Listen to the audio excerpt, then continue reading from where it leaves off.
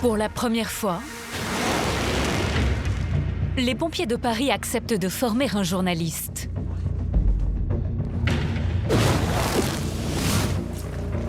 Manuel, notre reporter, va apprendre à affronter les flammes pour filmer au plus près leurs interventions. Donc là, concrètement, tu vas me faire rentrer dans un four. Alors, si on rentre avec un thermomètre à l'intérieur du caisson, à certains moments, on peut être à 1000 degrés facilement. Si tu te mets à paniquer, que tu arraches le masque, dès la première respiration, tu vas tomber inconscient et tu vas te brûler gravement le visage. L'expérience, contre nature, défie l'instinct de survie. S'enfermer volontairement dans un lieu clos embrasé. On va t'équiper avec l'appareil respiratoire isolant. Le principal danger, ce sont les fumées toxiques. Ça va, tu arrives à gérer ce stress? 15 kilos de matériel sont nécessaires pour espérer tenir 30 minutes dans le brasier. Parfait, allez, je vérifie ton équipement. On doit vraiment faire aucune erreur, faut être attentif. À ce jour, aucun équipement ne protège indéfiniment des flammes. Il s'agit juste de retarder l'échéance. Le temps d'intervenir en mission. Allez, c'est parti. La progression va se faire dans 2 caissons séparés. Le premier est envahi de fumée toxique en suspension, que redoutent particulièrement les pompiers. Des volutes envoûtantes et mortelles. Est-ce qu'on peut comparer ces fumées à du gaz? Oui, on peut les comparer à du gaz. Elles sont autant inflammables que le propane. Démonstration, un formateur ouvre la porte du second local en proie au feu.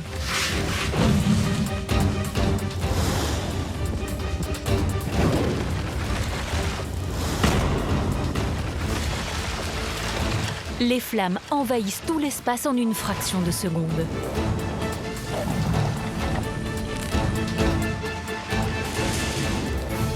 On ne doit jamais rencontrer cet accident où on a vraiment toutes ces fumées qui viennent s'enflammer. Là, on aurait vraiment été en danger extrême. Il y a un réel risque de décéder sur intervention. En 2020, 61 pompiers de Paris ont été blessés lors d'une intervention sur un incendie. L'exercice laisse les recrues chancelantes. La chaleur du brasier a éprouvé les corps. Vous vérifierez juste après que vous n'ayez pas de rougeur. Ces situations n'ont rien d'exceptionnel. Dans 80% des cas, c'est un geste de la vie quotidienne qui est à l'origine de l'incendie. J'ai reproduit une cuisine type parisienne à peu près 6 mètres carrés. Le but, c'est de te montrer que d'un feu, d'une casserole, tu peux complètement embraser ton appartement avec des mauvais gestes, des mauvais réflexes. C'est une erreur que nous pouvons tous commettre. S'absenter un court instant en laissant une casserole d'huile sur le feu. Dès 250 degrés, l'huile s'enflamme spontanément. Et nous prenons alors bien souvent la pire des décisions. On voit un feu, on veut mettre de l'eau dessus. Et là, il faut surtout pas faire ce geste. Contrairement aux idées reçues, l'eau ne permet pas toujours d'éteindre le feu. Dans ce cas précis, 1 litre versé sur la casserole va suffire à créer dans un appartement un incendie incontrôlable.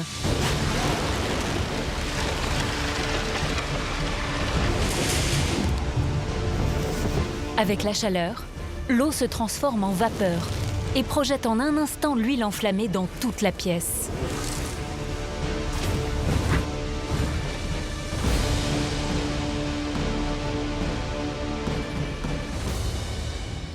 Dans ce cas de figure, le bon geste est simple. Étouffer le feu à l'aide d'un couvercle ou d'un tissu humide et en se protégeant le visage.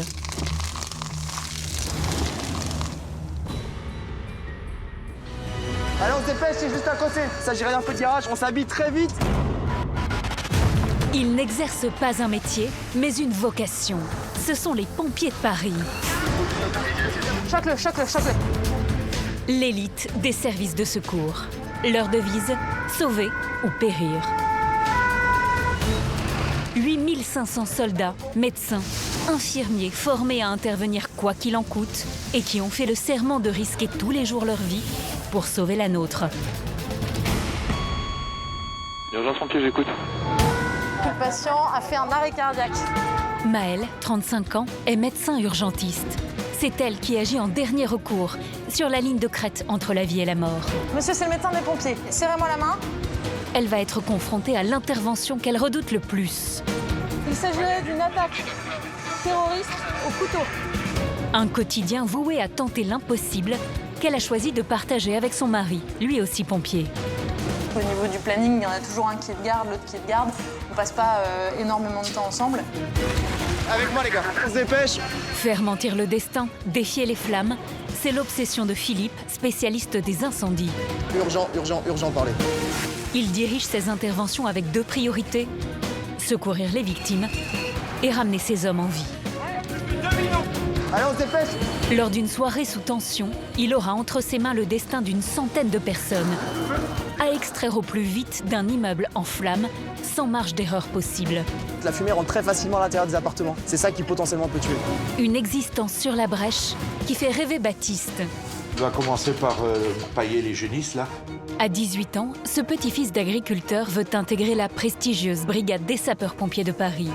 C'est le plus gros challenge, je pense, de toute ma vie. Un rêve de gosse pour ce jeune pompier volontaire qui n'a encore jamais mis les pieds dans la capitale. Il va devoir se surpasser pour réussir les épreuves éliminatoires. On n'est pas encore au niveau, hein. Il y a encore du boulot. Dans l'espoir de revêtir l'uniforme qui fera la fierté de sa famille. Très fier, très très fier. Le sauvetage des personnes, il n'y a rien au-dessus. Pendant 1 an, nous avons vécu avec les pompiers de Paris. Et partagé le quotidien fait de victoires, mais aussi de drames, de ces héros de l'urgence.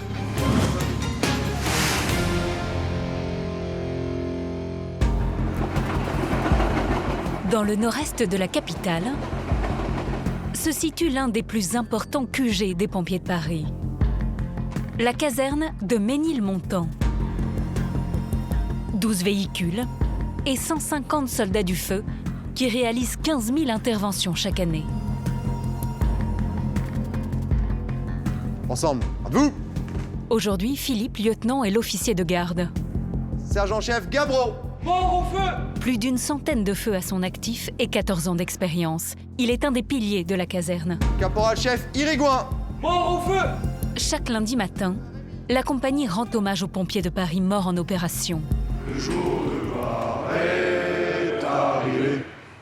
Aux armes, citoyens. La journée, elle va être rythmée. On va faire du sport, des manœuvres, on va s'entraîner. Et puis surtout, des interventions pendant ces 48 heures. C'est lors des incendies que certains pompiers ont payé de leur vie leur engagement. Allez les gars, là. Allez. Des feux qui se déclenchent le plus souvent la nuit, quand les gens sont chez eux.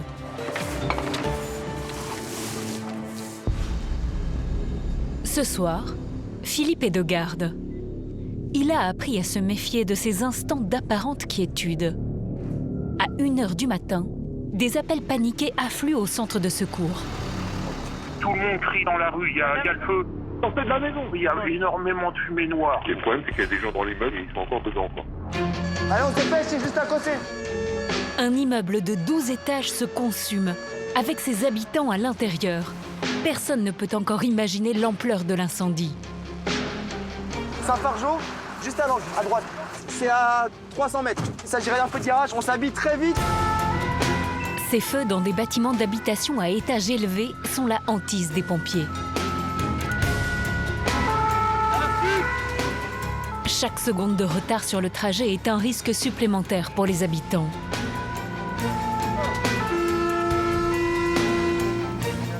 Philippe est le commandant des opérations. C'est là le feu. Et ce qu'il remarque tout de suite, ce sont ces fumées toxiques qui se répandent déjà vers les appartements. Elles ne laissent aucune chance en cas d'inhalation prolongée. Fermez vos fenêtres, restez chez vous. La configuration de l'immeuble donne le vertige. 12 étages, 50 appartements et des lumières allumées, comme autant de vies en suspens. Philippe doit trouver un moyen d'y accéder. Qui est-ce qui est de l'immeuble? Vous êtes de l'immeuble? Il y a combien d'accès? Il y a la porte ici et une porte là. Ouais. Problème supplémentaire, le bâtiment, aussi imposant soit-il, est construit autour d'une unique cage d'escalier, sans autre échappatoire. On a une problématique, escalier descendant qui communique avec le montant. La fumée se propage à vitesse grand V dans le bâtiment. Philippe mène bataille sur plusieurs fronts. D'abord le parking souterrain qui semble être le foyer de l'incendie. Votre matériel, ici, reconnaissance super structure. Une première équipe est envoyée au sous-sol par l'unique escalier, sans visibilité, au cœur du brasier. Il y a plusieurs urgences en même temps pour être sûr que les gens sont en sécurité, ils ne se font pas intoxiquer par les fumées, mais aussi également trouver rapidement le foyer en bas, parce que plus vite on va trouver le foyer, plus vite on va pouvoir l'éteindre, et donc moins on créera de fumée. L'autre urgence de Philippe, secourir les habitants avant qu'ils n'inhalent ces fumées toxiques. Le sauvetage s'annonce titanesque. Il y a combien d'appartements à peu près par niveau? 10 par niveau. Ok. Soit 120 logements, et peut-être des dizaines de familles prises au piège. Urgent, parlez. Les pompiers s'équipent avec des bouteilles d'oxygène avant de s'engouffrer dans les étages pour une course contre la montre à la recherche des derniers habitants. On va séparer ceux qui sont en superstructure de ceux qui sont en infrastructure. Les pompiers vérifient méticuleusement chaque pièce. Ce qu'ils redoutent, ce sont les personnes plongées dans leur sommeil et qui peuvent être asphyxiées par les fumées toxiques sans même s'en rendre compte. T'as vu quelque chose ou pas? Non. Et justement, un habitant s'inquiète de ne pas avoir de nouvelles de l'une de ses voisines. La voisine qui est juste là, on essaie d'appeler, elle répond pas du tout. Au quel étage? Au premier étage. Est-ce que vous êtes sûr qu'elle est là? Ouais, c'est sûr qu'elle est chez elle. C'est une urgence absolue pour Philippe et ses équipes. Allez, on se dépêche. Cette fois, plus le temps de toquer aux portes.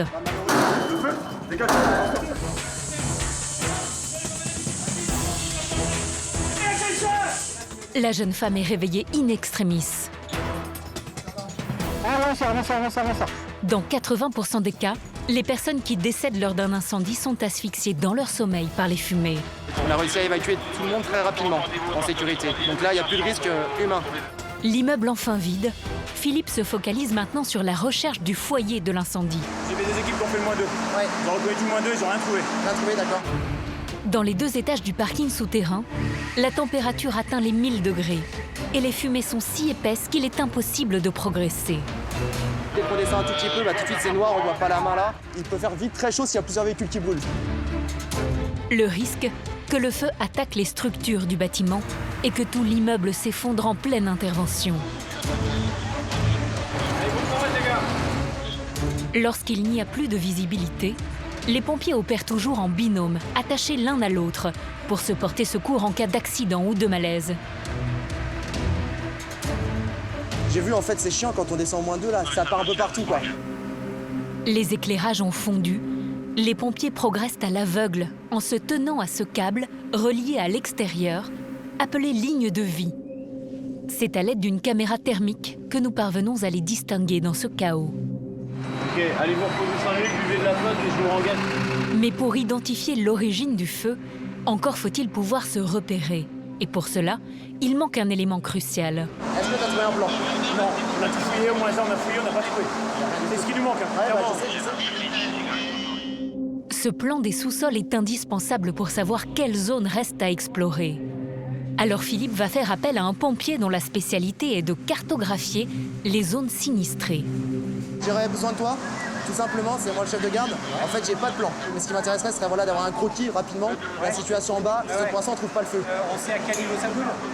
Ça fume au -1, -2, donc sûrement -2, mais à confirmer quoi.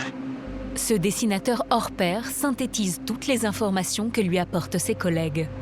Pour moi la porte elle est ici là, sur la droite. C'est vrai que là c'est la porte qui donne accès aux caves, on passe devant les ascenseurs. Par contre l'autre, en fait elle donne de l'autre côté, elle passe pas devant les ascenseurs.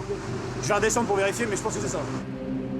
Grâce au schéma, réalisé en 5 minutes seulement, Philippe identifie une zone du parking qui n'a pas encore été explorée. 2 caméras thermiques avec toi. C'est pour ça que je t'ai mis la deuxième équipe. Comme ça, une de chaque côté. Philippe espère que la chance va enfin tourner. Il a maintenant bon espoir de localiser le foyer de l'incendie. Là, vous allez voir là, ça marche? Tu fais ça et tu pars tout de suite main gauche. Et tu regardes s'il n'y a pas un feu de voiture là. D'après les repérages des pompiers, il ne reste qu'une quinzaine de minutes avant que le feu ne se propage aux parties supérieures. Y'a quoi? Tu me préviens rapidement s'il y a un feu ou pas? Parle-moi sur T11, T11, T11. Les bruits sont amortis, donc on n'entend vraiment pas grand-chose. On est obligé de discuter avec les radios. Mais la stratégie de Philippe finit par payer.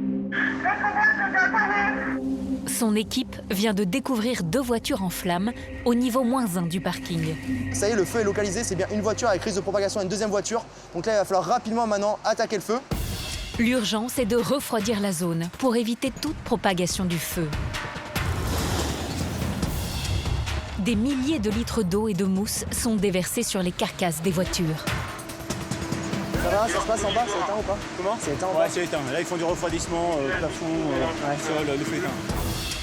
Mais des fumées persistantes intriguent Philippe. Mais le deuxième, c'est bien enfumé. Hein. Oui, on a les deux. J'allais voir au moins deux, ça se trouve, il y a quelque chose.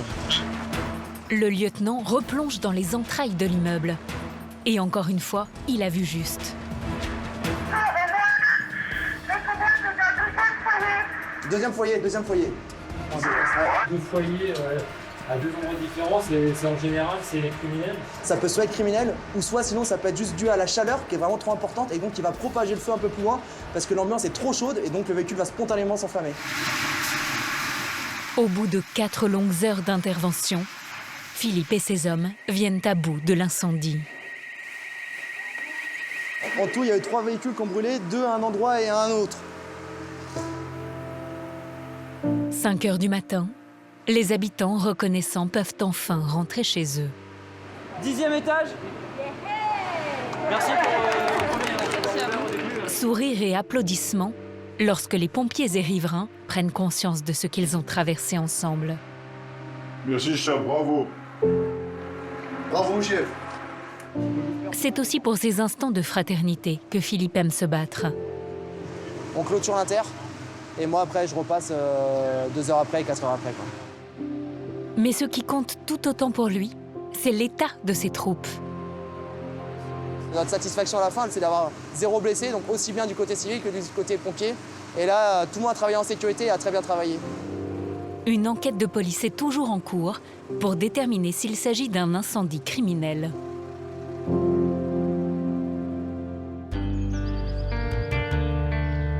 À 250 km de la capitale, dans la Beauce. Tu vas commencer par pailler les génisses, là. Je vais ouvrir la barrière et puis donner un peu de farine aux génisses, aux petites. Voilà. Ok, Tous les week-ends, Baptiste, 18 ans, se lève aux aurores pour rejoindre Joël, son grand-père. On est dans la ferme de famille, là où j'ai grandi, là où je viens aider mon grand-père à la ferme, aux vaches, faire du bois, dans les champs pour passer la charrue, presser les bottes de paille. Depuis sa petite enfance, l'agriculture est la passion de Baptiste. Son avenir semblait tout tracé, reprendre la ferme de Joël. Ben, repousse un peu le foin s'il est en train de... Tu repousses le foin? Après, tu peux écarter la paille. Dans cette partie-là, oui, mais après, les petites là-bas, faut pas repousser parce que je vais mettre de la farine. Mais à l'adolescence, Baptiste a une révélation. Il devient pompier volontaire dans son village dès ses 16 ans. Et aujourd'hui, il n'a plus qu'une idée en tête. J'ai toujours voulu être agriculteur, mais j'ai un rêve qui me trotte dans la tête depuis quand même pas mal d'années. Et du coup, dans quelques jours, je vais tenter l'aventure chez les pompiers de Paris. Secourir des gens, prendre les échelles. Ce sentiment en fait, d'avoir sauvé, d'avoir accompli une mission en fait, exceptionnelle, on va dire. Joël, qui se retrouve avec son exploitation sur les bras, s'est pourtant vite fait une raison. Je m'interdisais de l'obliger à faire ce qu'il n'avait pas envie de faire. Voilà.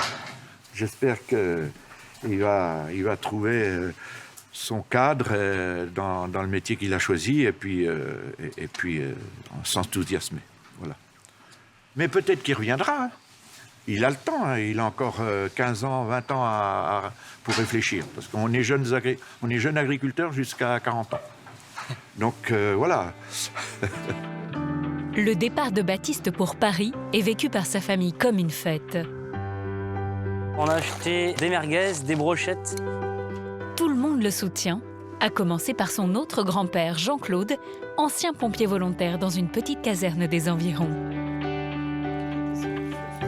Très fier, oui. Très, très fier. Très, très fier, oui, ça. C'est plus qu'un métier, c'est un engagement personnel très, très important. Le sauvetage des personnes, il n'y a rien au-dessus, à mon sens. Hein. Bon, voilà. La vocation de Baptiste doit beaucoup à ce grand-père, qui lui a toujours fait partager ses interventions, consignées dans ce cahier.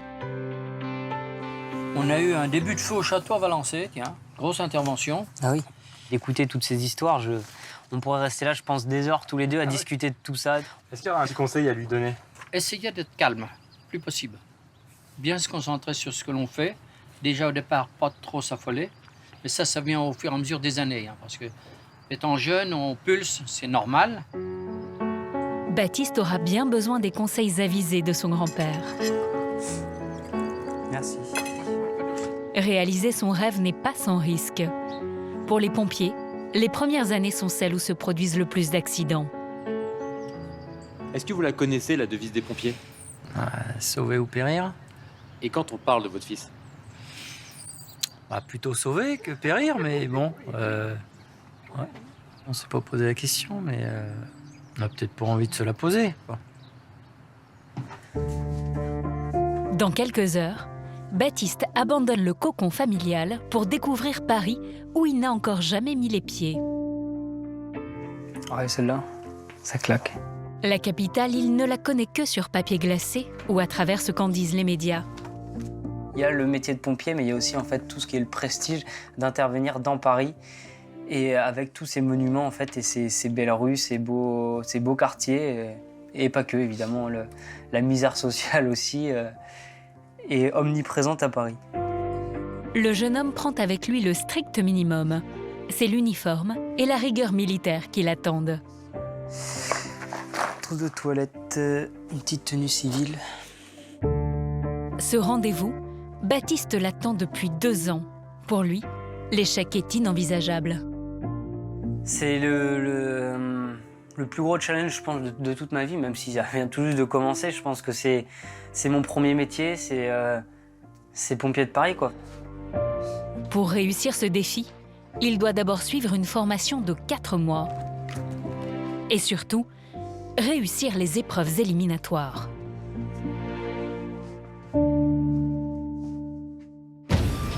S'il réussit, Baptiste intégrera peut-être un jour la caserne de Ménilmontant. Où chaque jour, 35 pompiers de garde ont la délicate mission de veiller sur les 350 000 habitants du secteur.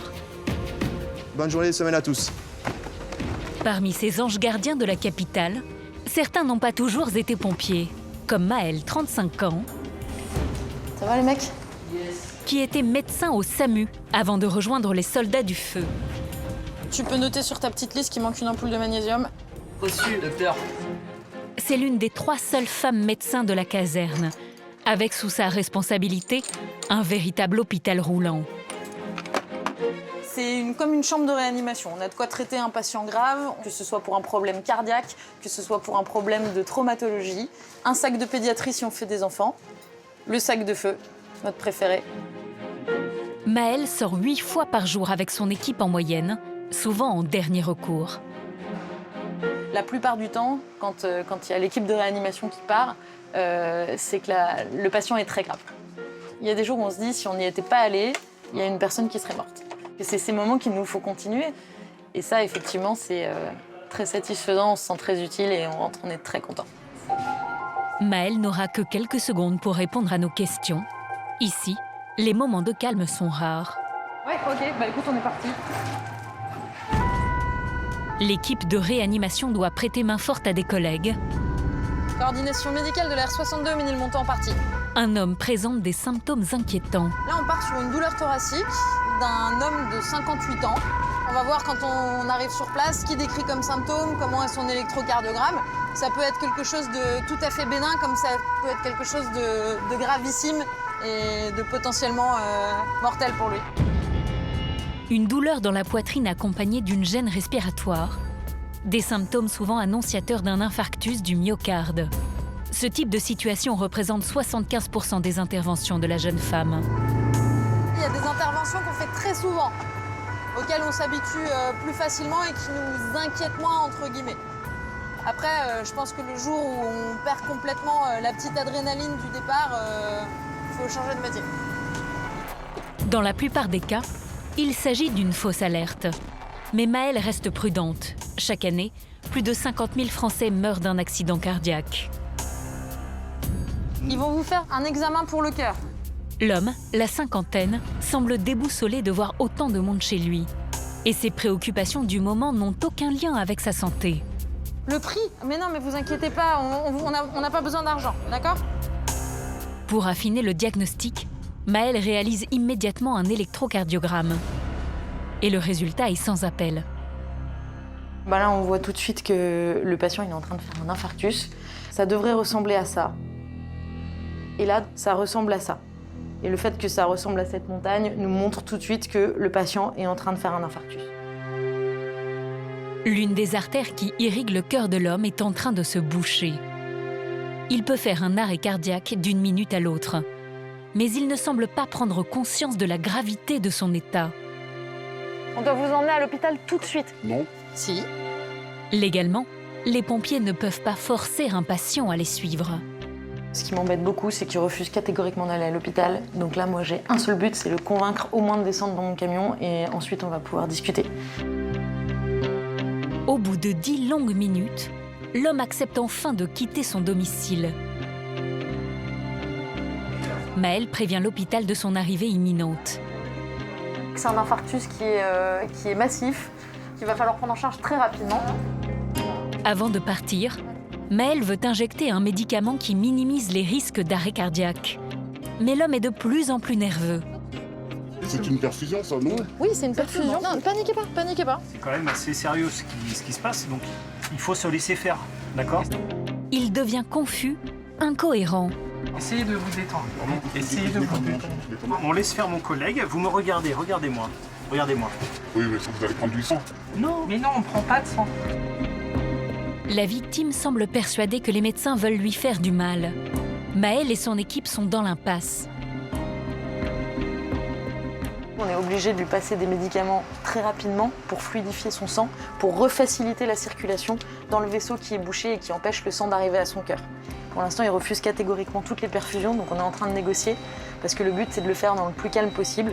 S'il s'agite trop ou qu'il monte sa tension, le risque, avec un infarctus comme il est en train de faire, c'est qu'il passe en arrêt cardiaque. Alors que sa vie est en jeu, l'homme remet en question le diagnostic de Maëlle. Attendez quelque chose. Non, on peut pas, monsieur, c'est votre cœur, là. D'accord? Faites-nous confiance. Si on comprend, vous dites que c'est mon cœur alors que ce n'est pas mon cœur. Monsieur, laissez-moi faire mon travail, d'accord?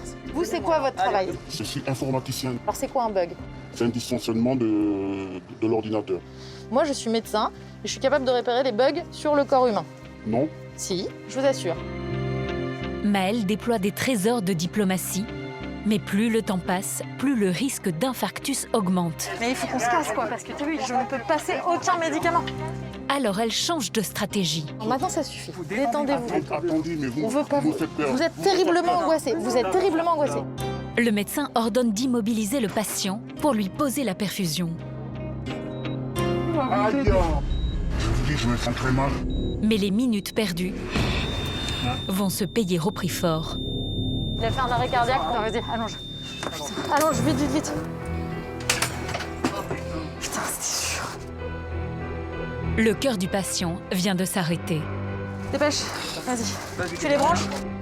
Pour tenter de le sauver, Maëlle n'a plus qu'une solution. Dépêche. Un électrochoc. Choque-le, choque-le, choque-le. Tu charges, tu choques. Charge. Écartez-vous. Vite, vite, vite, vite. Choc. Voilà, c'est choqué. Regarde le rythme. Si T'as tu pas veux, du bah, tout de nickel. coup, là? Si, j'ai un coup. Le cœur de l'homme vient de repartir. Ça va, vous avez fait un petit malaise, vous avez fait un petit malaise. Le patient peut faire un nouvel arrêt cardiaque d'un moment à l'autre. Masque à haute concentration, les mecs, s'il vous plaît. Je veux quelqu'un qui surveille le pouls en permanence. Coordination médicale. Herménil-Montant qui vous demande d'informer la riboisière que le patient a fait un arrêt cardiaque. Récupéré après un choc électrique externe. Terminé. On est prêt à partir? Allez, go!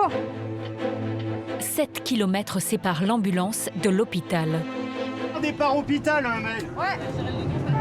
Le patient est attendu dans un service spécialisé en coronarographie.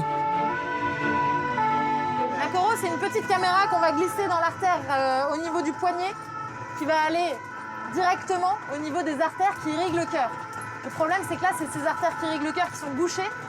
Et cette petite caméra va nous permettre de voir où est-ce que c'est bouché et de mettre un petit ballon et un ressort qui va les écarter pour que la circulation repasse et que le cœur refonctionne. Plus on va vite, plus le corps remarche après. L'équipe médicale engage une course contre la montre pour sauver la vie du patient. Mais les obstacles sont nombreux dans les rues de la capitale. Putain, mais pourquoi ça n'avance pas? Ah, c'est le bordel. Ouais, j'ai vu, mais il faut que tu me trouves une solution pour qu'on arrive à ce putain d'hosto là. C'est l'heure de pointe, la circulation parisienne est à l'arrêt. Vas-y, chope les flics pour ouvrir la route. C'est toujours tout droit. Merci. On vient de réquisitionner une équipe de police qui passait par là, qui nous ouvre la route. Le patient, il est gravissime. Il y a plus de... On fait attention, on respecte les feux rouges et on fait les pavés. Il y a, à 3 minutes près, on le sauve ou on ne le sauve pas. Donc on bombarde. Avec l'aide des policiers, l'ambulance parvient à s'extirper des bouchons. Ça va? C'est bon, c'est allumé? Ouais, c'est allumé. On est bientôt arrivé, hein? Courage. Pouh. Putain, le trajet le plus long de la Terre, quoi. Pour l'instant, le cœur de l'homme tient bon. On court à la coro. Allez, courage, on y est presque. Jusqu'au dernier moment, Maël ne lâche pas son patient et tente de le rassurer. Plus il est calme, plus les risques d'un nouvel arrêt cardiaque diminuent. Ah, c'est fini, maintenant on a les choses bien en main, vous inquiétez pas. L'homme est immédiatement transféré dans un bloc opératoire. Grâce à une caméra miniature, les cardiologues localisent le caillot de sang qui bouche une artère du cœur.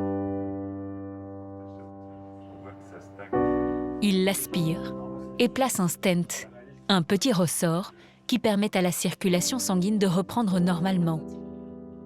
Le patient est sauvé. C'est pas tout le temps, c'est pas toutes les inters, mais quand ça fonctionne comme ça, que c'est rapide et qu'il y a l'alignement des planètes qui fait que le patient était mort et qu'il est plus mort, ouais, on est content. Mais Maël n'a pas le temps de savourer cette victoire contre la mort. Coordination médicale de la R61 Ménilmontant-Party. Avec son équipe, elle doit se rendre en urgence dans l'est de Paris pour secourir une jeune femme dans un état critique.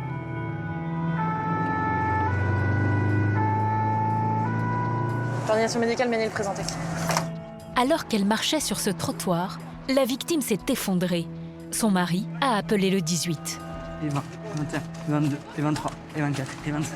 Pour tenter de la ramener à la vie, 7 pompiers se relaient toutes les 2 minutes afin de réaliser un massage cardiaque. Vous me rejoignez là-bas? Mais pour le moment, le cœur de la jeune femme ne repart pas. Elle a quoi comme problème de santé? Elle n'a pas de problème de santé, mais payée de maux de tête des fois. Putain, ça c'est pas bon, pas bon, pas bon. La victime ne présente pas de facteur de risque. Pas de surpoids, elle ne fume pas et n'a aucun antécédent médical. Là, la situation elle est gravissime, la patiente elle est en arrêt cardiaque, ça récupère pas et c'est probablement sur une rupture d'anévrisme dans son cerveau. Maël ne s'avoue pas vaincue. Elle utilise tous les moyens à sa disposition. On va la mettre là où il y a l'ambulance pour avoir plus de place. Vas-y, circule. Allez, là où il y a de la place, derrière. Stop. Maël va tenter un électrochoc pour faire repartir le cœur de la victime. Écartez-vous. Choc. Attention au choc. Vas-y, continue. Remasse. Mais sans succès. La sonde. Pendant que ses collègues poursuivent le massage, Maël essaye d'augmenter le flux d'oxygène qui pénètre dans l'organisme de la victime. T'as le TCO2, Alex? Ouais. On regarde s'il y a un pouls. Mais j'ai rien du tout. Maël veut absolument arriver à identifier l'origine de l'arrêt cardiaque pour apporter la meilleure prise en charge possible. Il s'est passé moins de 10 minutes entre le moment où vous arrivez et le moment où vous massez. Bien sûr. Un ambulancier privé est passé dans la rue au moment du malaise de la jeune femme. Donc là, je vois la dame qui est là, ici, derrière, d'accord, oui, là, au sol, on avec son mari. D'accord. Je lui parle dans l'oreille, madame, si vous m'entendez, tenez-moi fort la main. Elle vous serre la main ou non, pas, elle là? ne serre pas la main. Ses yeux, ils sont ouverts comme les vôtres. D'accord. Mais par contre, elle est hagard. L'homme a alors immédiatement réalisé les bons gestes. J'essaye de lui dire, voilà, si vous m'entendez, tenez-moi les mains. Et la dame, elle répond pas. Et ensuite, j'entame un massage cardiaque. Et je vois qu'à un moment, elle fait comme ça, elle bouge un peu. Quand je prends son pouls, je le sens pas. Je le prends ici, je le sens pas non plus. J'espère que la dame va s'en sortir. C'est jeune pour partir. Grâce à ce massage cardiaque réalisé juste après l'attaque, Maëlle a encore un espoir de sauver la jeune femme. Alors elle décide de jouer sa dernière carte. Je vais te la faire très courte. J'ai une femme qui est en arrêt voie publique sur une fibrillation réfractaire. Vu qu'elle a 35 ans et aucun antécédent, j'aimerais un plateau d'ECMO. Elle demande en urgence un chirurgien cardiaque pour l'opération de la dernière chance. Installer une machine qui prend le relais du cœur le temps de trouver l'origine de l'arrêt. Ok, ça y est, ça marche, c'est parti. Les spécialistes de l'hôpital de la Pitié-Salpêtrière bouleversent leur planning On brancarde, pitié! pour accueillir la jeune patiente. Du coup, on va essayer de faire une circulation extracorporelle à l'hôpital. Il faut qu'on aille extrêmement vite, donc on est prêt à brancarder. Là, on part tout de suite. On va essayer de faire le maximum pour elle, mais je vais quand même dire à son mari que c'est très grave. Monsieur, je vais pas avoir beaucoup de temps, malheureusement, pour vous expliquer. Malgré l'urgence absolue, Maëlle prend quelques secondes pour parler au mari de la victime. Votre femme, son cœur s'est arrêté. C'est ça le problème. On fait le maximum. Pour l'instant, son cœur, il ne repart pas. On va faire le maximum, mais c'est possible que son cœur ne reparte pas. D'accord ? Je dois vous laisser maintenant. Je vous laisse avec mes collègues, je vais m'occuper de votre femme. On va faire le maximum pour elle, d'accord ? Allez, bon courage. On les voit s'effondrer à l'annonce de quelque chose de très grave qui arrive brutalement dans leur vie et on les laisse. C'est toujours un peu difficile. Une machine est installée sur le thorax de la patiente pour continuer le massage cardiaque pendant le trajet.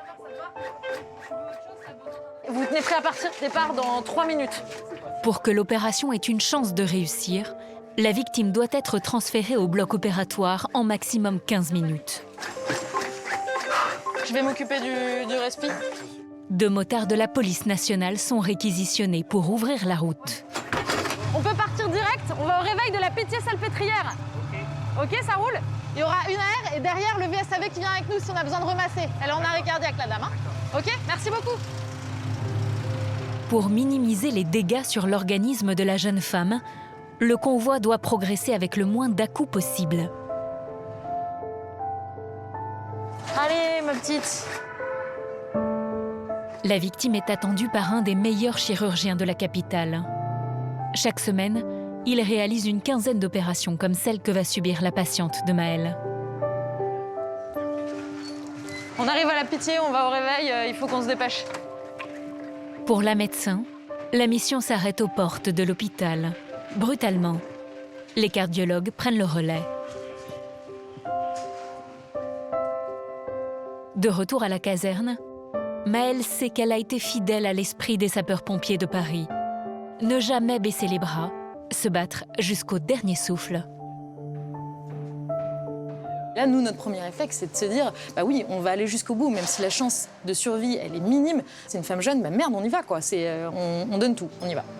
Malgré l'opération en urgence et les efforts déployés par les équipes médicales, le cœur de la patiente ne repartira pas. Ces coups durs font partie du quotidien de l'urgentiste. La jeune femme travaille 12 heures par jour. Bonjour, monsieur. Vous avez très mal? Monsieur, oh, arrêtez. Je suis en train de vous examiner. Calmez-vous, d'accord? Calmez-vous. Maëlle est de garde 3 fois par semaine. Un rythme éprouvant qui lui laisse peu de place pour sa vie hors de l'uniforme. Alors dès qu'elle le peut, elle quitte la capitale direction Saint-Malo en Bretagne avec son compagnon Édouard. On est les nouveaux propriétaires, on est en train de refaire la maison. Donc c'est pour ça qu'ils bloquent la rue, mais juste 5 minutes. Le couple rêve de changement et s'est lancé dans une nouvelle aventure en achetant cette belle maison. On vous laisse faire ou je vous tiens la porte peut-être?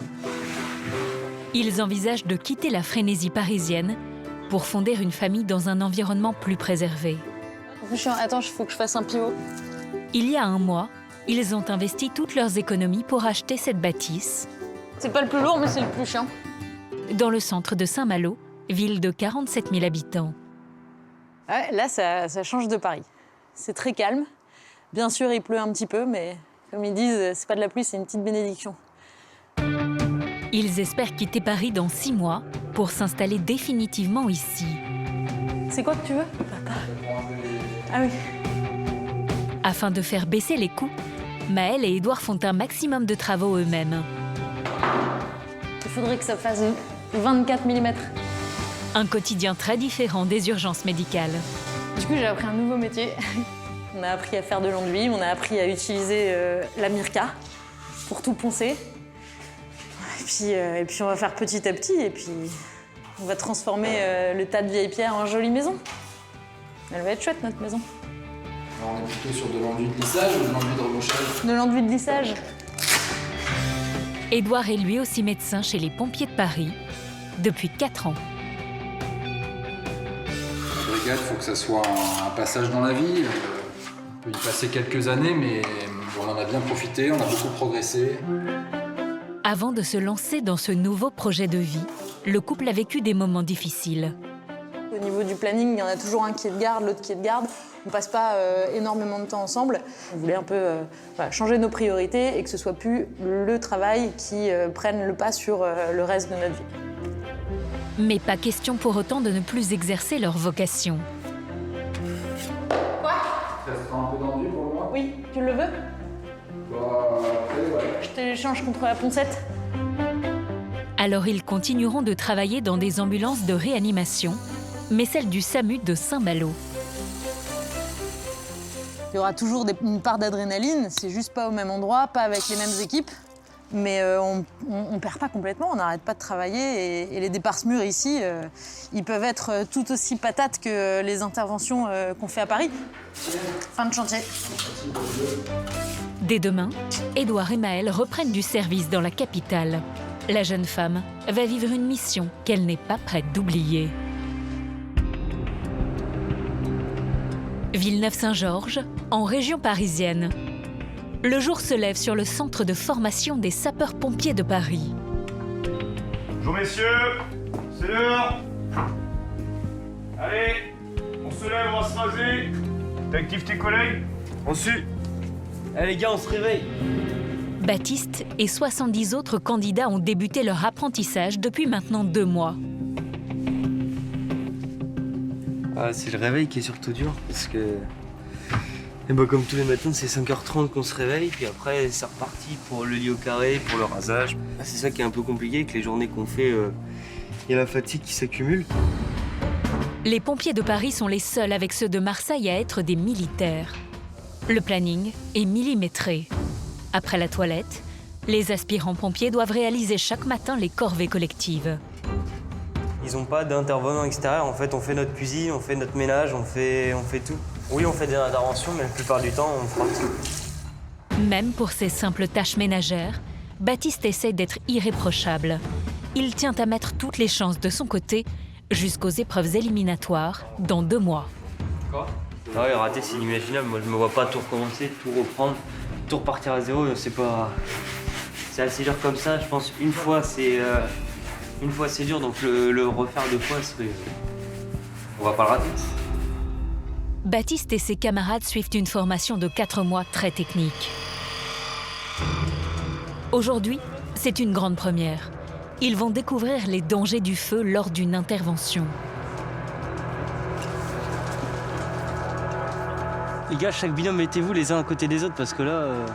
Les formateurs veulent marquer les esprits et mettre en garde les futurs recrues face à certains incendies qui semblent anodins. Première étape, visualiser l'énergie dégagée avec seulement 2 palettes en feu.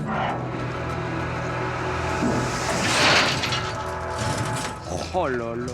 Le résultat est saisissant. Sur un feu d'appart ou un truc comme ça, t'as une personne qui passe devant à ce moment-là, boum, c'est fini. Les fumées ont tellement poussé que la porte, du coup, elle a explosé, elle s'est ouverte super vite. Et c'était pour nous faire voir l'importance de ne pas passer derrière les portes qui accèdent au foyer. Baptiste doit maintenant réussir l'épreuve du jour, sous le regard de Romain, qui va scruter la moindre faute. Il faut qu'ils respectent des règles bien précises pour pouvoir avoir une action efficace sur le feu. Donc ils vont être très stressés. Ils n'ont pas le droit à l'erreur parce que s'ils ne respectent pas ces points, le feu va persister et avoir un impact physiologique. Avec sa lance à eau, Baptiste doit parvenir à éteindre un incendie en respectant la règle des 4 D. Diffusion, direction, débit et durée. Ça, c'est bien desserré, ça? Nickel. J'ai pas de suite. La lance est un outil très délicat à manipuler, car très puissant, avec un débit de 500 litres par minute. Allez, on se dépêche. Baptiste tient la lance, pendant que son camarade, appelé Servant, le seconde. Vous faites comme sur intervention. Servant en position. Les pompiers travaillent toujours en binôme. Servant, ouvrez. Baptiste est le chef d'équipe. Halte, halte. Arrête. Est-ce que la position du servant est bonne, là? Non, c'est pas bon. Allez, on refait, là. Baptiste a oublié de vérifier le positionnement du servant, qui aurait pu être gravement blessé si la porte s'était ouverte violemment, comme dans la démonstration précédente. Il faut que tout l'avant-bras repose sur la porte. Ça t'aurait projeté en arrière, tu te serais pris la porte dans les dents. Deuxième essai. Cette fois, le binôme doit réaliser les bons gestes, sinon Romain arrête l'exercice. Servant, ouvrez. Dans le container, la température frôle les 1000 degrés. Ouais, on progresse, là. Pour neutraliser le feu, Baptiste doit s'approcher du foyer. Allez, regarde. On est en train de cramer, là. Fais attention.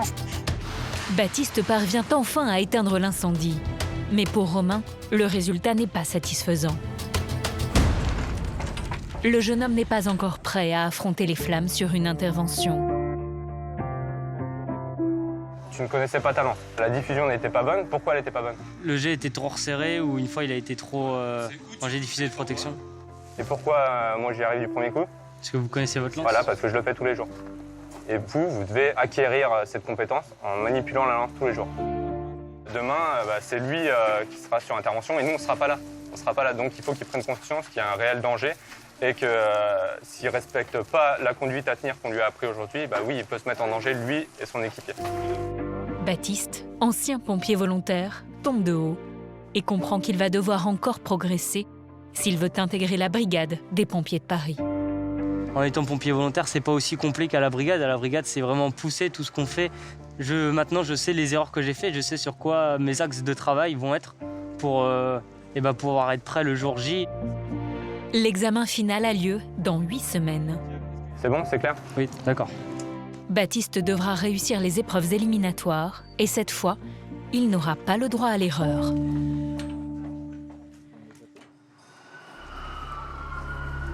« 8h30, au QG des pompiers de Paris. » Les pompiers écoutent. Ah oui, bonjour, j'ai une porte de feu, c'est un entrepôt. Là, ça prend vraiment grave. Ça prend vraiment? Là, vraiment, ah ouais, là, c'est vraiment grave, là. Ok. Une alerte prioritaire retentit au centre d'appel pour un incendie de grande ampleur. Allez, sortez. Le principal, c'est que tout le monde se mette en sécurité, d'accord? Ça, c'est le plus important. On est sur la route, monsieur, vous inquiétez pas. Aujourd'hui, Philippe est l'officier de garde. Un hangar de 9000 m² s'est embrasé en Seine-Saint-Denis. Philippe et ses hommes sont réquisitionnés pour prêter main forte aux équipes locales. Ok, très bien, merci, bien pris. À tout à l'heure. Selon les premiers témoins, le feu évolue à une vitesse phénoménale. Alors les pompiers déploient les grands moyens. C'est bon, à droite, vas-y. Malgré ses 10 ans d'expérience, à chaque départ de feu, Philippe a toujours une poussée d'adrénaline. Il y a toujours cette passion-là de l'incendie, ça reste toujours ce pourquoi le jeune pompier rentre. Philippe et ses hommes savent que c'est un combat de longue haleine qui les attend. Le panache de fumée est visible dans tout le département. Dans le premier lieu, c'est faire la part du feu. Donc essayer de maintenir le feu dans les locaux dans lesquels il se trouve. Donc protéger par exemple s'il y a des bureaux, protéger les parties de l'entrepôt qui sont non touchées pour sauver le maximum de choses. Faire la part du feu, c'est sacrifier le point de départ de l'incendie pour empêcher qu'il ne s'étende aux bâtiments voisins. Le risque principal, propagation à l'entrepôt sans face arrière. Diverses explosions sont entendues à l'intérieur de l'entrepôt. Le réseau hydraulique sur la zone est pauvre. Un réseau hydraulique pauvre, c'est-à-dire que les pompiers risquent de devoir s'approvisionner en eau à plusieurs kilomètres. Une information d'autant plus inquiétante que l'entrepôt s'est transformé en un gigantesque brasier de 9000 m². Le textile stocké est une matière qui facilite la propagation des flammes. Le bâtiment commence à s'effondrer. La chaleur qui rayonne frôle les 900 degrés. On nettoie là. 7 casernes et 150 pompiers sont mobilisés. Philippe et les autres gradés doivent au plus vite se répartir les tâches. Et ça, c'est vraiment le rôle des premiers intervenants, de tout de suite sectoriser en fait, l'intervention comme ça, qui est assez importante, de manière à pouvoir agir rapidement dans un semblant d'organisation malgré l'urgence. Pour optimiser la répartition des hommes et du matériel, tous les officiers passent d'abord par le poste de commandement mobile. J'ai quoi à disposition? On a ce qu'il faut qui arrive. Je veux bien une pompe alors, alimentée. Dès que je peux, je te renvoie une pompe supplémentaire. D'accord. Voilà. Philippe doit gérer la face arrière du bâtiment, la zone la plus sensible. Elle menace les autres entrepôts. Là, ce que je veux, c'est que tu tapes dedans. Ça, au final, c'est pas grave, on complétera, enfin, pour l'instant. Le lieutenant répartit les 20 pompiers dont il dispose de manière stratégique. Notre priorité, c'est vraiment d'enrayer les propagations vers les autres entrepôts. Par contre, il y a quand même un risque pour nous. On voit que le bâtiment, quand même, il menace de s'effondrer. Chaque année, une centaine de pompiers de Paris sont blessés lors de leur mission. Attends! Oh! Attention! Une des forces de la brigade déployait en peu de temps d'importants moyens matériels, comme ces 2 bras élévateurs qui montent à plus de 30 mètres. C'est un feu qui nécessite beaucoup de personnel, mais il y a vraiment cet esprit d'équipe, cette cohésion entre nous, cette fraternité qui fait qu'on peut aller plus loin et se dépasser et faire des choses qu'on serait incapable de faire seul. La stratégie de Philippe fonctionne. Pour le moment, le feu ne se propage pas aux autres bâtiments. Crache à l'intérieur, mets-toi derrière la voiture, ça passe, hein. Derrière la voiture, là. L'équipe du lieutenant passe à la 2e étape, attaquer le feu directement dans l'entrepôt. À cause de la chaleur, l'eau se transforme en vapeur bouillante qui peut grièvement brûler les pompiers. C'est forcément des moyens lourds, donc 3 lances font 500 litres par minute et la lance grande puissance fait 2 ou 3 000 litres par minute. Donc pour ça, on est obligé de prendre plein de canalisations différentes, jusqu'à plusieurs kilomètres parfois. C'est un problème fréquent sur les incendies de grande ampleur. La quantité d'eau disponible aux abords du sinistre est insuffisante. Viens nous aider. Philippe et ses hommes doivent déployer leurs tuyaux sur 3 km, jusque dans une zone pavillonnaire. On va en mettre 2 autres. Ça marche? J'attends la pompe alimentée qui va arriver. L'intervention a débuté il y a maintenant 4 heures. L'acharnement des soldats du feu permet de contenir l'incendie, mais il n'est toujours pas éteint. Et entre la chaleur étouffante et les fumées toxiques, les équipes en première ligne commencent à accuser le coup. Les personnels, ils sont encore frais ou pas là? Ils ont pris le truc. Voilà. Est-ce qu'ils ont mangé un petit peu? Ils ont mangé? Ok, très bien. Le deuxième à arriver, c'est Saint-Denis en deuxième. Est-ce que vous y allez? Ok, très bien. Dans ce cas de figure, la logistique des pompiers de Paris a un rôle crucial. Permettre à certains pompiers de reprendre des forces pendant que d'autres continuent de lutter contre l'incendie. Le feu a bien diminué l'intensité. On va passer les lances qui sont actuellement en eau, on va les passer en option mousse. On va vraiment étouffer pour éviter que ça continue à fumer comme on peut le voir. Au bout de 5 heures, l'incendie est enfin maîtrisé, laissant place à un champ de ruines. Pas 1 mètre carré de hangar n'a été épargné par les flammes. Les locataires des lieux sont sous le choc. Il y avait plein de matériel, des gens qui entreposaient sur place. Du jouet, du tissu, de l'électroménager, de tout. Cet homme possède une entreprise de transport. Il loue l'espace à l'arrière du bâtiment pour parquer ses minivans. Là, j'attends que pouvoir rentrer avec le camion pour récupérer les véhicules. On attend. Il y en a combien? Oh, il y en avait à peu près une trentaine. Le chef d'entreprise a encore un espoir que ces véhicules aient été épargnés par les flammes. Tout ça, c'est à moi. Ouais. Tout ce qui est à droite, c'est à moi. Et malheureusement, tout ce qui est derrière, ça a volé. L'homme est abasourdi. Ce sont 600 000 € de matériel qui viennent de partir en fumée.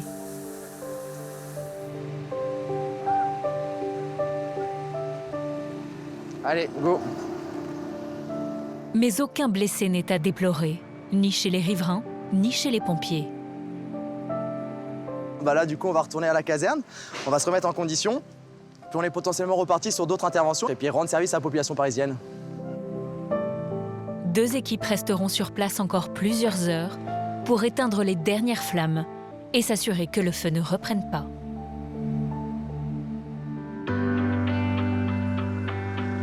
7 heures du matin.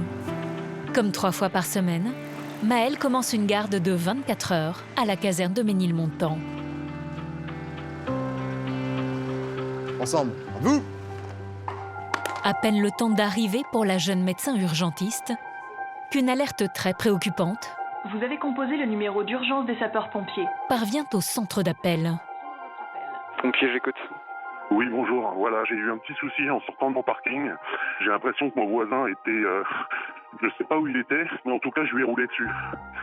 La personne a du sang donc qui sort de la bouche et qui commence à perdre de plus en plus conscience. J'ai de plus en plus de mal à communiquer avec lui. Aussitôt, l'alarme retentit dans la caserne de Maëlle. Ok, ça marche, merci. La situation est grave et nécessite un médecin en urgence.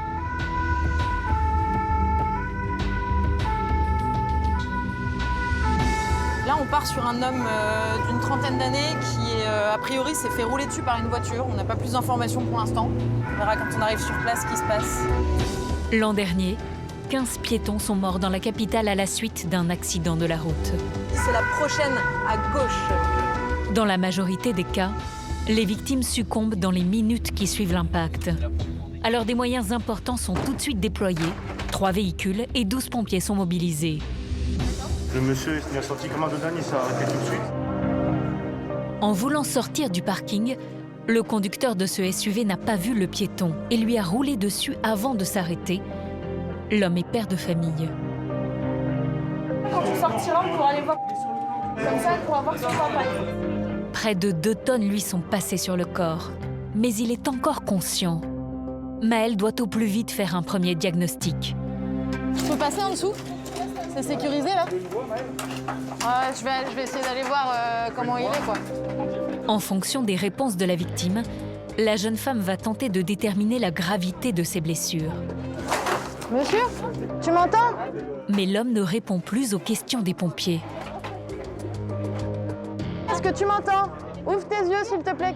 Il ouvre les yeux quand même de temps en temps? Oui, il ouvre les yeux. Maëlle ne peut pas l'ausculter dans ces conditions. Est-ce que là, d'où vous êtes, vous voyez, est-ce qu'on peut remettre son bassin à plat ou pas? Oui, parce qu'il était à plat tout à l'heure, son bassin. D'accord.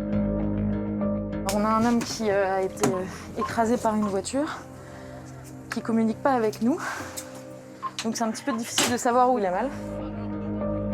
Suite à l'écrasement par les roues de la voiture, la médecin redoute une hémorragie interne qui pourrait être fatale à la victime.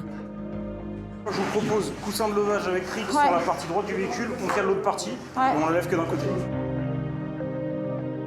Maëlle sait qu'elle doit au plus vite transférer l'homme dans un hôpital. Ça va prendre vachement de temps, quoi. Je sais pas, hein, mais là, il répond pas.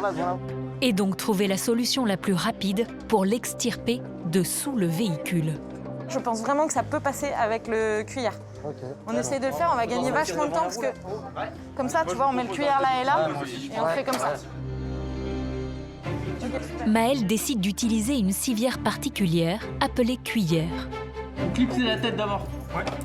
Elle est peu adaptée à la situation à cause de la pente, mais très rapide à mettre en place. C'est bon, allez, clipse en bas. Elle est installée sous le blessé. Ok, JF, efface-toi. Et permet aux pompiers de le glisser sur le côté de la voiture. Pivote avec les pieds. Doucement, monsieur, baissez les jambes. Gardez les jambes allongées. Ok, pivote vers moi. L'extraction est délicate. Si la colonne vertébrale est touchée, Et après, dans l'autre sens, on repart vers le bas pour être à plat. un faux mouvement pourrait entraîner une paralysie. Vers le plat maintenant, vers le bas. Le MID. En seulement 2 minutes, la victime est dégagée. Ok, le collier cervical, un tour de constance et masque à haute concentration. L'homme a plusieurs fractures aux bras et aux jambes. Mais ce n'est pas ce qui inquiète le plus Maëlle. Il saigne de ce côté, Nico, je pense qu'il s'est fait rouler dessus sur le côté droit. Si l'hypothèse d'une hémorragie interne se confirme, Maëlle sait que chaque minute compte. Est-ce qu'il a un pouls radial qui est perceptible? Affirmatif, le radial. Ok. La jeune médecin met la pression à ses équipes pour embarquer au plus vite l'homme dans le camion de réanimation. Là, le but, c'est vraiment golden hour, réveil rapide. La golden hour, ou l'heure en or, est une méthode d'intervention importée des États-Unis.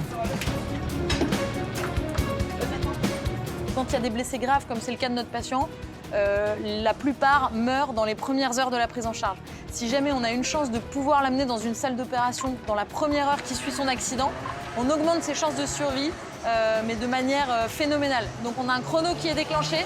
Quand on arrive sur les lieux de l'intervention, notre but c'est d'être présenté à l'hôpital en salle de réveil avant la fin de la première heure. Avant le départ du convoi, Maëlle réalise en urgence une échographie de la victime. Ah merde, un petit saignement au niveau de l'abdomen. Sa crainte se confirme. Le passage des roues sur le corps de l'homme a provoqué une hémorragie interne. Écoutez, son état est grave. Je ne vais pas avoir trop le temps de rester avec vous. On s'en occupe très vite. Bon courage, madame. Merci à tous. À peine le temps d'expliquer la situation à la femme de la victime, Maëlle fonce direction l'hôpital Beaujon, Faut rester réveillé. dans un service spécialisé en traumatologie. Il est en train de perdre son sang dans son ventre. La seule chose qui va le sauver, c'est le bloc opératoire. Il faut qu'on y soit le plus vite possible. Le risque, s'il perd trop de sang, c'est que son cœur s'arrête. Plus le temps passe, moins de sang circule dans son corps et plus les chances de survie diminuent. Attention, on a 112,78. Tu l'as le pouls ou pas? Il n'est pas énorme. Tu vas bien, toi? Non. Porte d'Aubert, ça fait 3-4 portes encore. Je pense qu'il faut compter 10 minutes. On n'est pas arrivé. Pour le moment, l'équipe de Maëlle est encore dans les temps, mais l'état de la victime s'aggrave. Gardez le masque, monsieur. Lâchez. Voilà. C'est pour votre bien. Quand soudain, à seulement 3 km de l'hôpital, l'ambulance des pompiers Putain, il n'aurait pas mieux là. Xavier, est-ce que ça va? est percutée par une voiture qui n'a pas respecté la priorité à droite. On le réinstalle. Heureusement qu'il était bien sanglé. Ça va pas bouger. Ça va? Il y a une voiture qui a déboulé devant notre camion et qui a grillé une priorité et du coup, on vient d'avoir un accident. Le chronomètre tourne toujours. Maëlle doit rapidement prendre une décision. Si son patient n'arrive pas à l'hôpital dans les temps, il ne survivra pas à ses blessures. Et les autres, ils vont bien dans l'autre bagnole? Yes. Maëlle est contusionnée et son infirmier a une côte cassée, mais pas de blessés graves. Allez, goule! Vite, vite, vite, vite! La jeune urgentiste décide de repartir. On s'arrête pas de constat. Moi, la seule chose qui me préoccupe, c'est est-ce que mon camion peut toujours rouler ou pas? Si mon camion ne peut plus rouler à cause de cet accident, il faut qu'on en demande un autre très vite parce qu'on a une mission à finir. Toujours course contre la montre. Au bout de 3 longues minutes supplémentaires, On est arrivé, ouais. l'équipe médicale arrive enfin à l'hôpital Beaujon. La victime stabilisée est prise en charge en priorité. C'est bon pour vous? Allez, 1, 2, 3. On peut. Parfait. Est-ce que vous avez des allergies, monsieur, aux médicaments? Vous vous souvenez de rien de ce qui vous est arrivé? Non. Vous avez été renversé par une voiture, c'est pour ça qu'on vous demande si vous avez mal quelque part. Grâce à Maëlle et son équipe, l'homme va être opéré en urgence par un chirurgien viscéral. Et nous, la seule chose qui compte, c'est d'aligner au maximum les éléments pour que ça fonctionne et rentrer chez lui le plus vite possible. Le patient, il est déjà parti au bloc opératoire et on reprendra des nouvelles d'ici 1 heure ou 2. L'ambulancier, Stan, a lui encore du mal à digérer l'accident qu'il vient de vivre. Il craint que les minutes perdues ne soient fatales aux blessés. T'y pour rien, mec. Hein. Ouais, mais t'y pour rien, Stan. Là, pour le coup, ils ont fait un putain de changement de fil.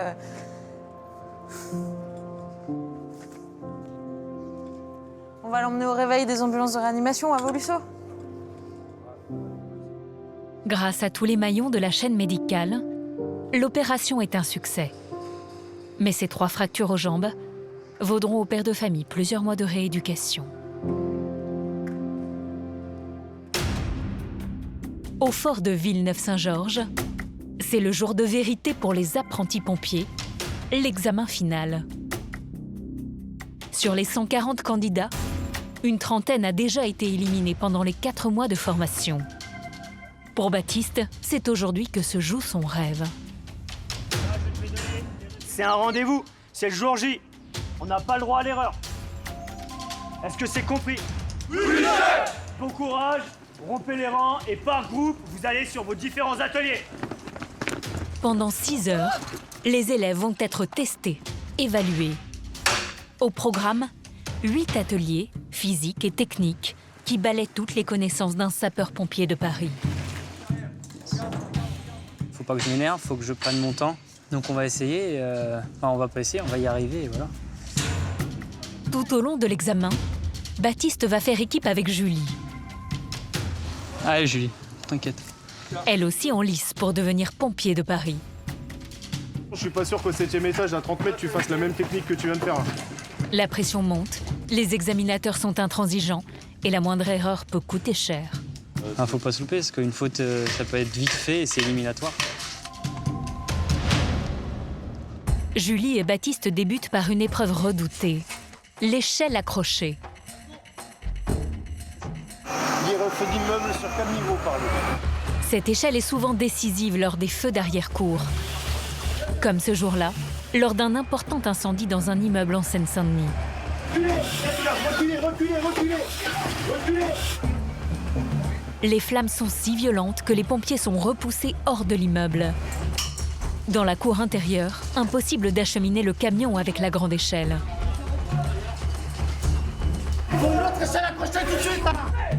Seules ces échelles fines et légères permettent de passer d'étage en étage rapidement en s'accrochant au rebord des fenêtres. On arrive. Tu vas pas. On arrive, monsieur, ne bougez pas. On ne bouge pas. On ne bouge pas.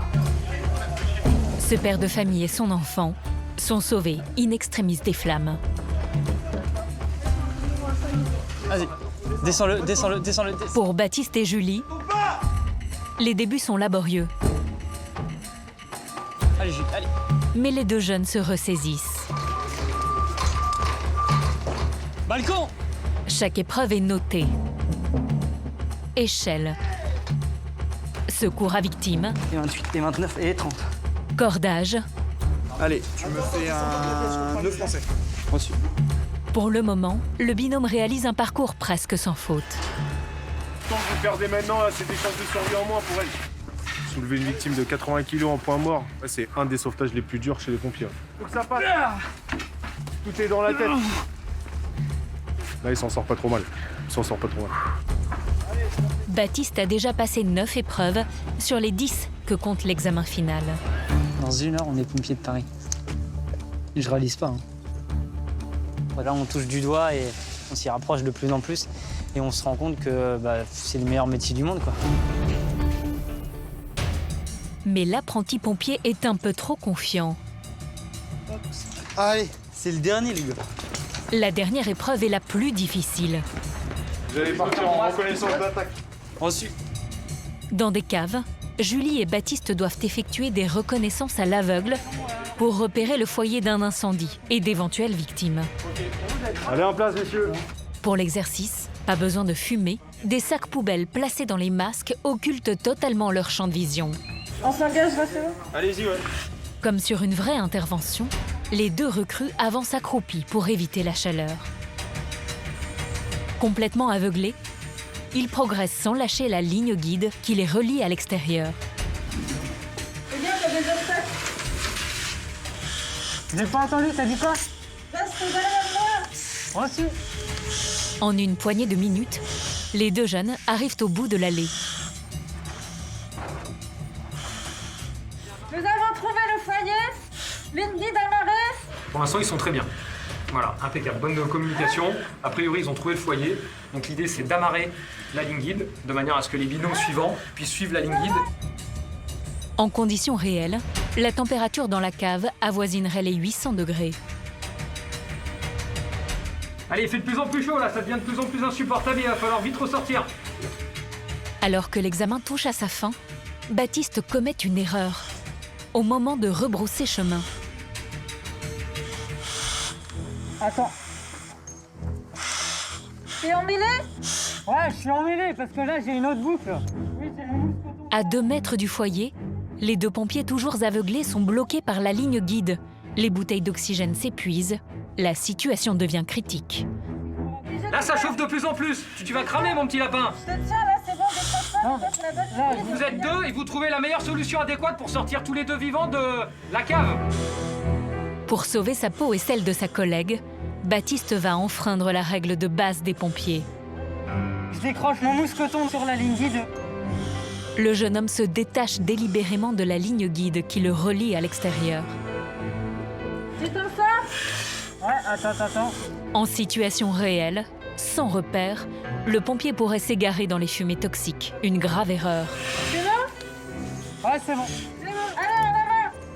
Allez, perdez pas de temps maintenant, vous avez perdu assez de temps. Reçu. Baptiste sait qu'il a commis une faute. Mais il ne peut pas imaginer être éliminé si près du but. J'ai rien fait d'éliminatoire, je pense. On a réussi à sortir, on a réussi à trouver la solution avec Julie, donc... Et après, je vais pas avoir tous les points. Donc, il y a encore du boulot. L'heure du verdict tant attendu sonne enfin pour Baptiste et les autres apprentis pompiers. Si je n'appelle pas votre nom, c'est que vous n'êtes pas reçu. À tout juste 18 ans, Baptiste va-t-il concrétiser son rêve? Grandi. Faisons, chef. 18,2. Evra. Présent, chef. 16,8. Gonzalez. Présent, chef. 16,1. Chouane. Présent, chef. 17,1. Agès. Présent, chef. 18,2. Les noms défilent, mais toujours pas celui de Baptiste. Marié. Est-ce que j'ai appelé tout le monde? Non, chef. Qui est-ce que j'ai pas appelé? Marié, chef. T'as fait une bonne reconnaissance? Non, chef. Ok. Bon, t'es reçu quand même 17-1. Reçu, chef. En citant Baptiste en dernier, le chef a voulu marquer le coup. Son erreur sur l'épreuve finale aurait pu lui coûter la vie en intervention. En tout cas, félicitations. Les 70 candidats intègrent officiellement la brigade des sapeurs-pompiers de Paris. Ils sont opérationnels dès ce soir. Ouais, c'est bon. On est pompiers de Paris. Il m'a foutu la pression, le chef. Allez, après, vous me cachez vos poignes, là. Et bon, ouais, ça va. Comme le veut la tradition des sapeurs, il reste un rituel pour les nouvelles recrues. Gravir la grande échelle et à 30 mètres de haut, décliner leur identité et le matricule qui les suivra tout au long de leur carrière.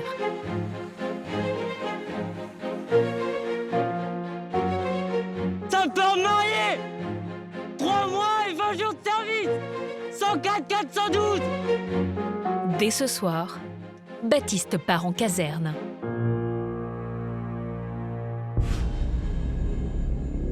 À l'autre bout de l'île de France, une page se tourne pour Maëlle. C'est sa dernière journée chez les pompiers de Paris. Damien, est-ce que je t'enlève ce qu'il y a en trop ou est-ce que tu veux que je le laisse?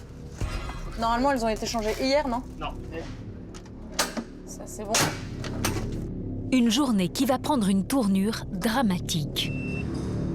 Nous sommes le 25 septembre 2020. Les pompiers, bonjour. Bonjour, il y a eu une agression dans les anciens locaux de Charlie Hebdo. Une dame, le visage ensemble, des gens qui courent, il y a du sang partout par terre. Ouais, donc j'ai envoyé mes collègues, d'accord. 11h45, la France est à nouveau frappée par une attaque terroriste. Urgent. Toutes les ambulances en réanimation. Un homme a attaqué 2 personnes avec un hachoir devant les anciens locaux de Charlie Hebdo. Des mecs qui tournent avec des couteaux. Donc on reste ensemble, ça c'est le truc le plus important. Écartez-vous, monsieur. Restez pas là. Quelques minutes seulement après l'attaque, notre équipe est sur place avec les pompiers de Paris. Venez. Là, vous êtes les premiers. Maëlle est la première médecin sur les lieux. Première victime, ici. D'accord? Donc rue Gabi Sylvia. Et la deuxième victime, j'ai ramené la deuxième victime ici. La jeune femme doit coordonner les équipes de secours. Il s'agirait d'une attaque terroriste au couteau. L'agresseur n'a pas été interpellé. Victime à gauche. Le bilan provisoire, c'est état de 2 urgences absolues. Je demande un moyen médicalisé supplémentaire. L'intervention risque d'être évolutive. Coordination médicale, est-ce que tu parlais? Les 2 victimes, touchées à la tête et au visage, sont dans un état critique. Chef, va faire un tour pour voir s'il y a un lieu plus grand. Maëlle doit au plus vite installer un PMA, un poste médical avancé, pour prendre en charge les blessés dans de meilleures conditions. Là, c'est parfait, regarde à l'intérieur là. Vous bloquez la porte, vous laissez ouvert, madame, ainsi que la deuxième porte. Un hall d'immeuble est transformé en hôpital de fortune, protégé par les premières forces de police arrivées sur place. Ok, chargez directement dans votre camion. Depuis les attentats de 2015, le protocole en cas d'attaque terroriste a été revu. Les premiers secours doivent évacuer au plus vite les blessés pour pouvoir traiter d'autres victimes éventuelles. Une des UA a été chargée directement dans le camion du SMUR de la Pitié. Nous donnons la deuxième victime à l'AR qui vient de se présenter. C'est fait pour tuer. C'est un geste qui a été fait dans ce but-là, c'est évident. C'est une plaie par arme blanche avec une machette sur des zones du corps humain qui sont extrêmement létales, donc qui font mourir si jamais c'est oui, excuse-moi. Moins de 15 minutes après l'attaque, le quartier est verrouillé par les forces de l'ordre. Les habitants et les nombreux journalistes sont tenus à l'écart de la scène de crime. Pour le moment, le terroriste n'a pas encore été arrêté.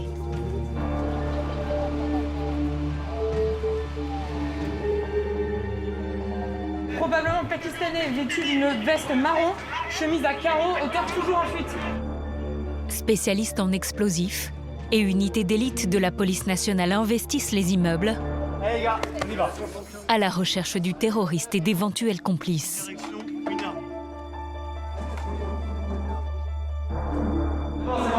C'est bon, allez, descendez.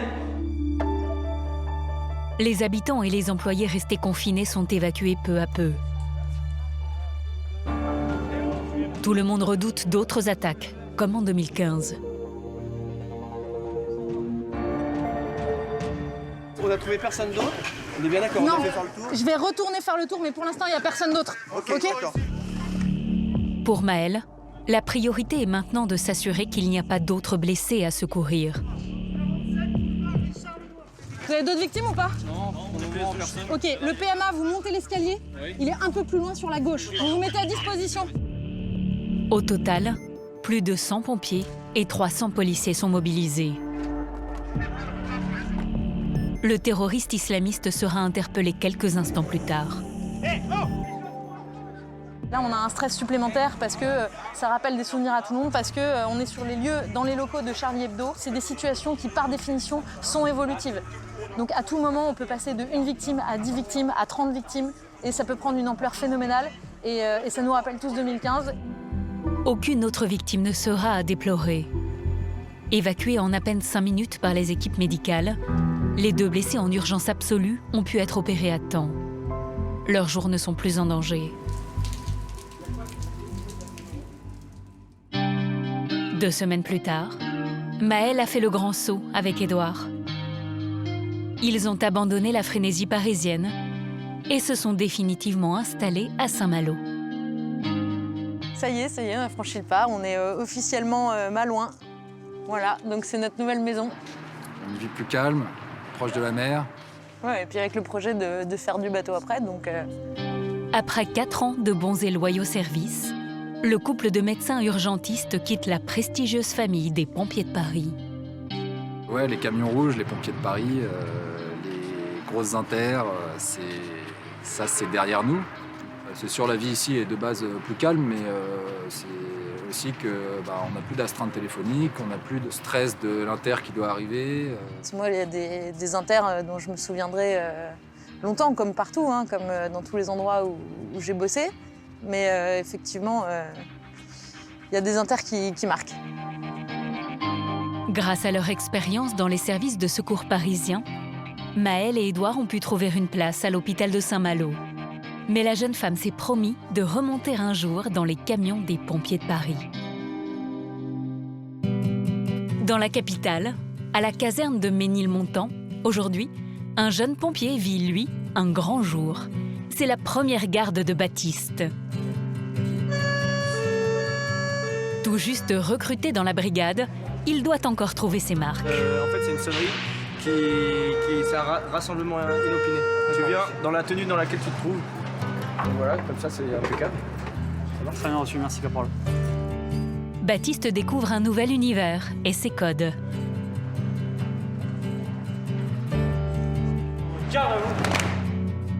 Ce rassemblement inopiné est en fait un moment important dans la vie de la caserne.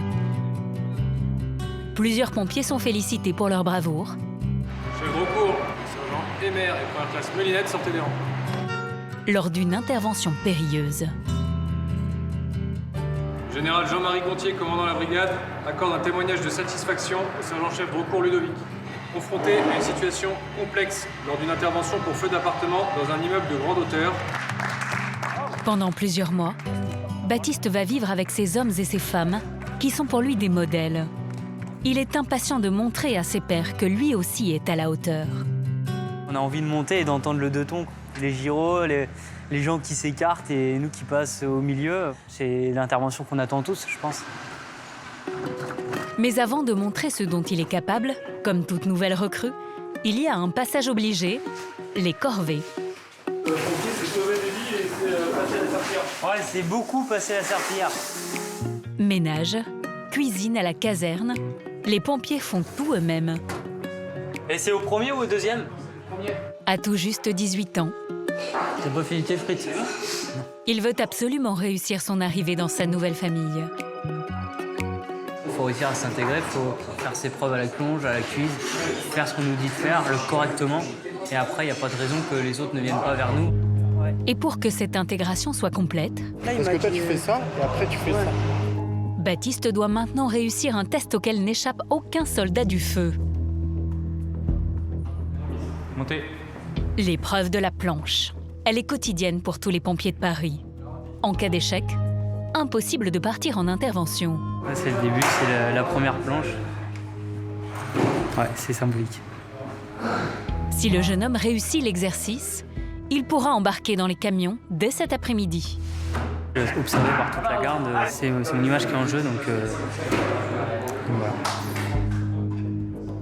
Les 35 pompiers de garde ce jour-là découvrent le visage du nouveau venu.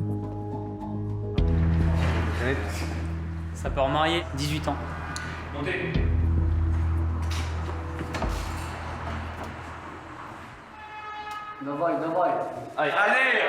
Allez, ça passe. Baptiste vient de gagner sa place en intervention. Dans moins d'une heure, pour la première fois de sa carrière, il sera officiellement mobilisable en cas d'alerte. La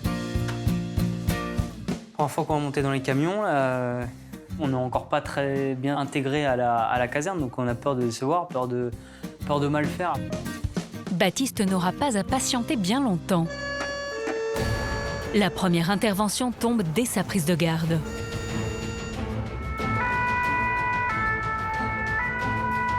La toute première intervention, je vais m'en souvenir, je pense, un peu toute ma vie, la première à la brigade, donc j'en ai rêvé et bah là, j'y suis.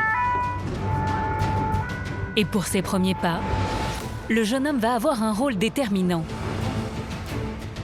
Vous entendez personne quand vous toquez à la porte? Ce livreur distribue des repas aux personnes âgées.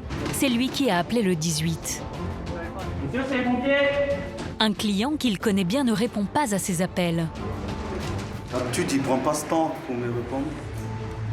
Là, je suis arrivé, je tape chez lui, il répond pas, il appelle sur son numéro. J'attends, le numéro sonne chez lui, ça répond pas. La porte est blindée. Le chef d'intervention doit trouver un autre moyen d'accéder à l'appartement. Impossible de repartir sans être certain que le vieil homme n'est pas en danger. L'échelle en marche arrière, ça se tente, tu crois? C'est mort. Le camion avec la grande échelle ne passe pas dans la cour intérieure. Quelqu'un au-dessus? Au deuxième au-dessus, c'est ça? Pas le choix, il faut descendre en rappel depuis un appartement situé en surplomb. Autant je préférerais presque même qu'on passe la corde ici, d'accord? Ok, ouais, entre les deux. C'est bon? Et surprise pour Baptiste, c'est lui qui est désigné pour cette mission périlleuse. Ouais, c'est assez haut, on est, je sais pas, à 18 mètres en tout du sol. On a découvert quoi là? J'espère le moins grave possible. Une personne qui est juste tombée ou qui est dans son lit en train de dormir et qui entend pas qui nous entend pas frapper. Après, Après, il faut s'attendre à tout, mais bon. S'il réussit cette mission, Baptiste sait que ses chefs lui confieront ensuite davantage de responsabilités. On va mettre en place une manœuvre assez dangereuse. Il y a plein de règles de sécurité qui vont être mises en œuvre. Suspendu dans le vide, la vie de Baptiste est entre les mains de son collègue. C'est bien là? Ouais, c'est bon.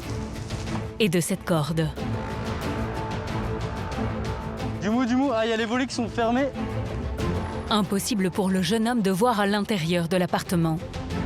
Il y a aussi une fenêtre, essaie de voir si c'est ouvert ou pas, mais... Baptiste joue les équilibristes sur la façade et atteint une deuxième fenêtre. Du mou. Sinon, casse la fenêtre, tu casses la petite, tu te mets de côté et tu fais un mouvement comme ça. Y'a personne?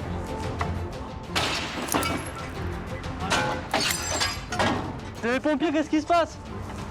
Du mou. Je pénètre à l'intérieur de l'appartement. Vous avez froid? Je vais vous couvrir, monsieur. Baptiste et ses collègues découvrent le vieil homme allongé sur le sol. Monsieur, bonjour. C'est les pompiers. Vous m'entendez? Serrez-moi un peu les mains, là. L'homme de 80 ans est à bout de force. Il aurait fait une chute il y a plusieurs jours, sans parvenir à se relever. Ça fait combien de temps que vous êtes au sol, monsieur? Vous êtes au sol depuis combien de temps?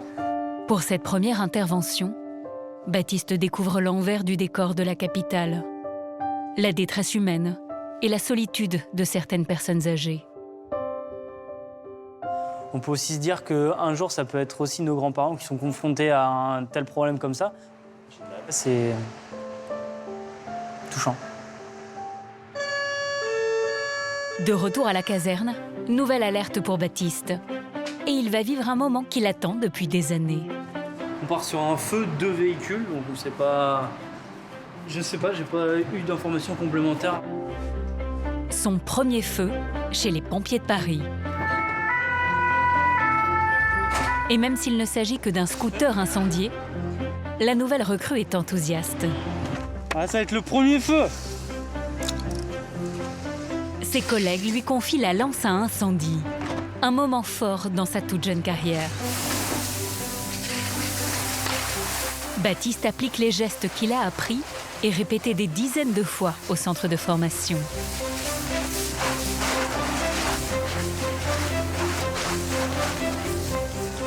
Il a intervenu efficacement, rapide. Il n'y a pas eu de propagation, donc le taf est bien réussi. Ouais. Ouais, le premier feu, on s'en souvient, on prend pas même la plaque d'immatriculation habituellement. En souvenir, bon là, ça va être un peu compliqué, mais il s'en souviendra, ouais. Il s'en souviendra. C'est pas un feu d'appart, mais pour un premier feu, c'est pas mal. Ah, c'est un putain de métier, quoi. Baptiste a réussi sa première journée avec les pompiers de Paris. Prochain objectif, dans 3 mois, le concours pour obtenir le grade de caporal.